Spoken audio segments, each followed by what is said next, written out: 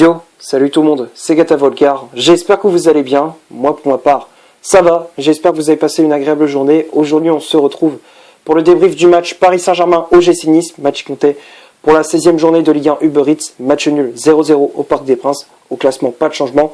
Paris reste premier avec 41 points, 13 victoires, 2 matchs nuls, 1 défaite, 12 points d'avance sur l'OM 2e et 13 sur le Stade Rennais 3e.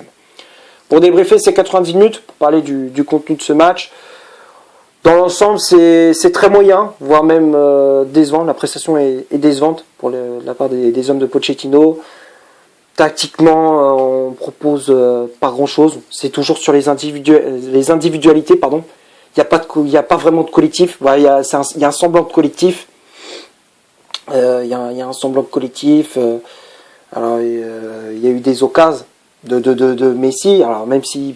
même si il n'y avait pas beaucoup de, il n'y avait pas de créativité, il n'y avait pas grand chose dans le jeu parisien, mais il y a eu des occasions, c'est vrai, avec Messi, avec Mbappé, avec Di Maria, Nice qui a pu repousser ses tentatives avec un très bon gardien, Walter Benitez qui a fait de nombreux arrêts, et aussi une charge centrale de Todibo Dante très solide. Donc très compact, très solide, donc c'était compliqué à contourner le bloc niçois. Mais ça n'empêche pas que tu dois proposer autre chose. Tu dois faire mieux. Tu dois faire beaucoup mieux même. Avec l'effectif que tu as, avec le mercato que tu as fait, avec tout ce que tu as. En plus, tout ce que tu possèdes, normalement, tu dois proposer autre chose. Là, c'est une bouillie, quoi. C'est une bouillie. Tu proposes absolument rien. Et encore, on s'en sort même très bien parce que Nice, le peu d'occasions qu'ils avaient, ils étaient beaucoup plus précis que nous. Nous, il y a eu des occasions de Dolberg, de Delors, mais heureusement qu'on avait un très bon Gianluigi Donnarumma qui a fait des arrêts de très grande classe. Donc on s'en sort très bien. Donc à la mi-temps 0-0, deuxième période c'est toujours la même chose. Mbappé qui n'arrive pas à cadrer ses tirs, Messi qui n'y arrive pas à passer, qui a l'image de l'équipe, et Di Maria qui a fait de son mieux, quoi, enfin qui pouvait pas faire grand chose. Et après Nice qui a essayé de planter on essaye de faire le hold-up avec Dolberg, mais heureusement pour nous qu'il avait trouvé le poteau vers l'heure de jeu, si je me trompe pas, donc on s'en sort très bien. Donc on s'en sort très bien, on aurait pu s'incliner au parc pour la première fois de la saison. Mais faudra vite trouver des solutions parce qu'on est quand même à la moitié de la saison et on doit proposer autre chose. Donc on va passer maintenant à la composition d'équipe que Mauricio Pochettino a alignée pour ce match. Là encore une fois on change de tactique parce que vu que Neymar n'est pas là, du coup on repasse au 4-3-3 avec Donnarumma dans les buts. La charge centrale, Marquinhos, Kimpembe, le défenseur brésilien avec le brassard de capitaine. Les latéraux, Hakimi à droite, Nuno Mendes à gauche. Le milieu de terrain, Danilo en 6, Gay et Dina Mbibe en 8, en relayeur. Et le trio d'attaque, Mbappé en pointe, Messi ailier droit, Di Maria ailier gauche. Il y avait les remplaçants qui étaient entrés en jeu. Pochettino a fait des changements. Paredes qui est entré en jeu à la place de Kimpembe, Verratti à la place de Dina Mbibe et Icardi à la place d'André Di Maria. Après, qu'est-ce que je te dis pour la compo, c'est quasiment la même chose. Dina Mbibe qui était à la place de Paredes, il s'est au repos, et puis Verratti qui était encore trop juste physiquement. Donc voilà. Après c'est à peu près à peu près les mêmes compos que d'habitude. Alors c'est quasiment les mêmes joueurs. Enfin il n'y a pas vraiment de surprise. Il n'y a pas vraiment de surprise. Il change tout le temps de compo. Tu vois qu'il sait pas quoi faire. On a l'impression qu'il a pas de solution. Pochettino, il a pas de solution. Il fait avec ce qu'il a. Alors oui, on va me dire, ouais, mais Leonardo, à chaque fois, on lui dit tout le temps de faire jouer Messi, même s'il n'est pas dans une bonne forme. À chaque fois, Leonardo, il impose à Pochettino qui doit mettre ces joueurs-là, machin. On le sait très bien. Et même Pochettino l'a dit dans une interview, il s'adapte en fonction de la situation, en fonction de ce qu'on lui demande. Donc, voilà, quoi. Qu'est-ce que tu veux dire ? Il y a rien, et les changements ça n'a absolument rien changé, quoi. Enfin, c'est les changements, ça n'a pas changé la donne, quoi.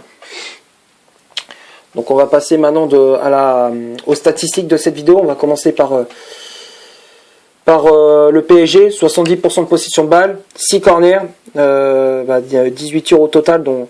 Non, j'ai dit n'importe quoi. Oui, si, c'est ça, 18 tirs, dont 5 tirs cadrés, 4 positions d'hors-jeu, et du côté niçois, 30% de possession de balle, 5 corners, 3 tirs au total, dont 2 tirs cadrés, une position d'hors-jeu. Alors, les stats, oui, on a eu des occasions, oui, on a eu la possession du ballon, mais en fait, c'est dans le jeu qui est, comme je disais, mais je me répète, je sais que je me répète, mais c'est exactement ça, quoi. On constate, en fait, on constate ce que propose le PSG, tout simplement. Depuis le début de saison, depuis plusieurs matchs. Oui, il y a eu mais c'est dans le jeu, c'est la créativité, c'est pauvre.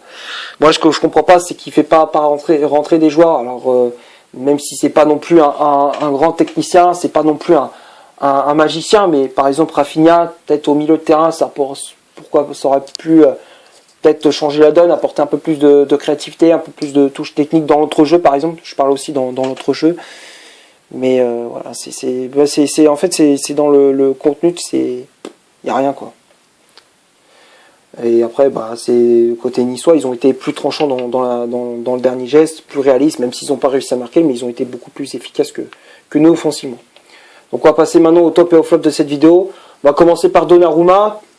Bon, il n'a pas eu grand chose à faire, mais j'ai trouvé qu'il a été quand même rassurant sur sa ligne. Il a fait des arrêts de grande classe face à Dolberg, face à Delors, face à Justin Kluivert, mais moi j'ai trouvé que Donnarumma il a été rassurant. C'est lui qui a été, on va dire, l'une des seules satisfactions de Paris dans l'ensemble.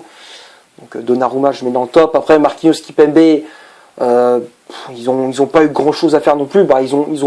Ils ont pas été extraordinaires, c'est vrai, mais ils ont fait le taf, quoi. Ils ont fait leur job, tout simplement. Donc je les mets dans le top, mais sans plus.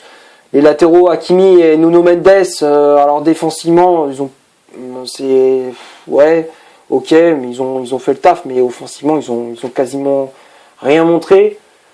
C'est toujours le problème. Les latéraux à Paris, c'est toujours un problème. Hakimi, je l'aime bien, pourtant, mais là, au fur et à mesure, ça fait plusieurs matchs qu'il disparaît, qui est moins bon, qui est moins performant.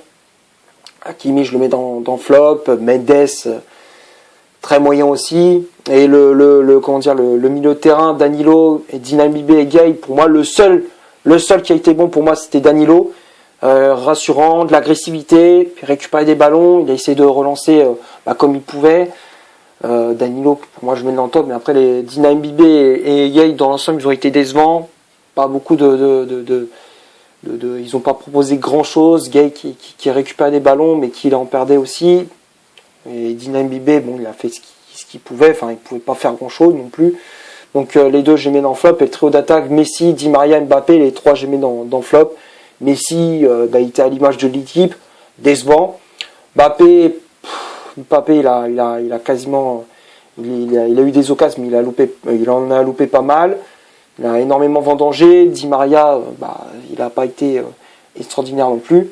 Et les remplaçants Paredes, Verratti, Icardi, bon, ça a quasiment rien changé, quoi. Paredes, pas une super entrée en jeu. Verratti non plus. Et Icardi, alors oui, il y a eu un petit peu, il y a eu de la présence dans la surface, mais ça n'a pas changé la donne, sinon on aurait gagné le match. Donc voilà, j'ai fait à peu près le tour pour ce match. Je sais qu'il n'y avait pas grand chose à dire, mais qu'est-ce que je dis sur ce match, il n'y a pas grand chose à dire, quoi. Je me répète et tout, je sais que la vidéo elle est longue, elle est un peu lourde, mais j'espère qu'elle t'aura plu. Si c'est le cas, tu laisses un like, tu cliques ici pour t'abonner, tu cliques ici pour voir une autre vidéo si tu le souhaites. N'hésite pas à faire un petit tour sur mon compte Instagram, le lien est dans les descriptions. Et d'ici là, portez-vous bien, on se retrouve pour une prochaine analyse. Ciao!